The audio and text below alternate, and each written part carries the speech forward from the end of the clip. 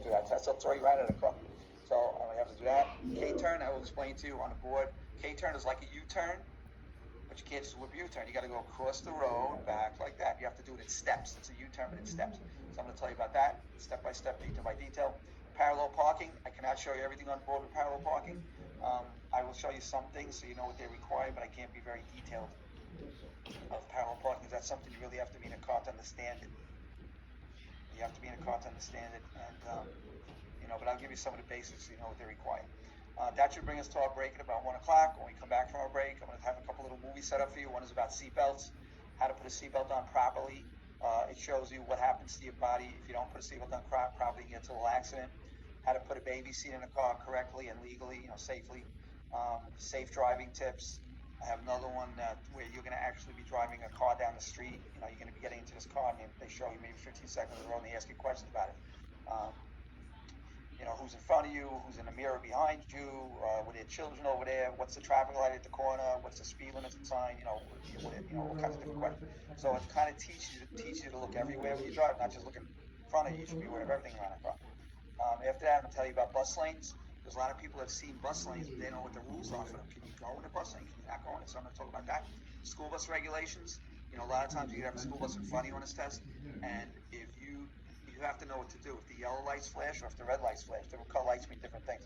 So I'm going to tell you about school bus regulations, and then have a couple little things at the end I'm going to mention to you. These are the little tricks that these examiners can test you on, and a couple of these things I'm going to mention at the end. Hundreds and hundreds of people fail a week from a couple of these things, so we'll see, how good everybody is. Everybody knows. After that, I'm going to talk about your certificate. I'm going to tell you how you receive it. I'm going to show you a copy of what it looks like and what you're supposed to do when you get it. And then that's it. And then after that, that's it. We're done. Right? I talk a lot, as the listener knows. If you have a question about something, just ask. Don't, I don't always look at the chats at the bottom unless you want to send me something personal message. But, just ask. And just jump in and ask, because don't wait for me to stop talking, because I don't stop. I don't stop. I just keep going. So, and I give you a lot of information. I start off with very easy stuff, general information, and little by little, it gets more and more complicated in detail. So, everything I'm going to tell you is going to be very, very specific into the road test procedures. See, when you see these examiners, they don't want to see like, hey, I've been driving since I was 15. I know how to drive. I can drive like everybody else. Those are the people that fail. They want to see everything by the book, by the law. So everything I'm going to tell you is going to be very, very detailed stuff. So I always encourage people to take notes. I can't make you take notes, but I'm going to probably tell you about 100 things or more. And when people fail road tests, they do not fail on big mistakes. They fail little mistakes. They didn't look where they were supposed to look. They didn't put the turn signal when they were supposed to turn to the turn signal. And before they know it, you fail. So everything's very, very detailed on this test. So everything I'm going to tell you is going to be very specific. So I start off with easy stuff, then it gets more and more complicated. And remember, try to stay on the screen, because sometimes the DMV can join us. They just come into this class when they feel like it, and they just can join us, and they'll watch. And if they can't see somebody's face, they'll take you out of the class. They'll remove you, and then you won't be able to come back into the link. So try to stay on, because they do join us at times. Sometimes they let me know ahead of time. Sometimes they don't. They just come in. All right. So make sure your face is visible. The only person that might have a problem now is Antoinette. I just see the top. I just see like the picture on your wall. All right, now you're good. And Caitlin, you're gonna have a problem because all I see is your ceiling. They're gonna take her right out of this class. All right. So anybody have any question about anything so far? No. Everybody's all right.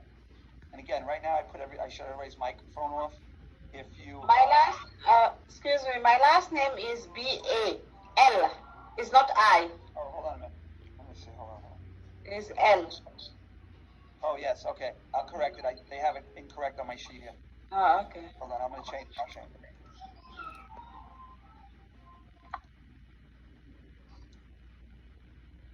How's that? Correct? Good? Okay. Good. Yeah, good. Yeah, because it has to be accurate, because they look at names. DMV looks at names. It has to be correct. Oh, I'm sorry. Now, let me just tell you about your certificate. That certificate that you're here for is good for 1 year. All right, good for 1 year. That means you got to take care of all your road test businesses 1 year. If you let it expire, you have to take the class over again.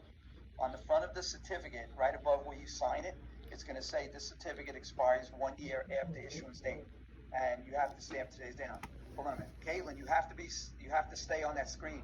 because you keep moving around. They're gonna remove you from the class.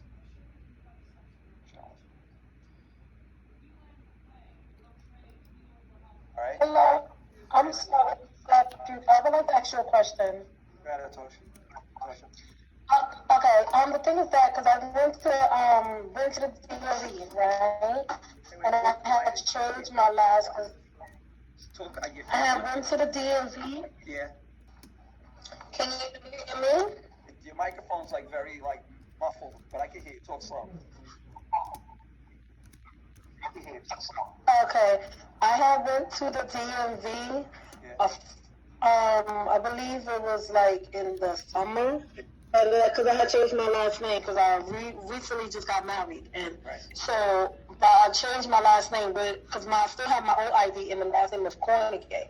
So does it matter which name I have it in for my permit? Because I know the newest ID I have it has my newest last name, my marriage last name when I changed my certificate. What does it say on your permit? Does it say Cornegay on the permit? Yes, I have the new one. It says Cornegay on your It permit. says if I should. No, because with the other one still, that's my maiden last name, Cornegate. But on my permit,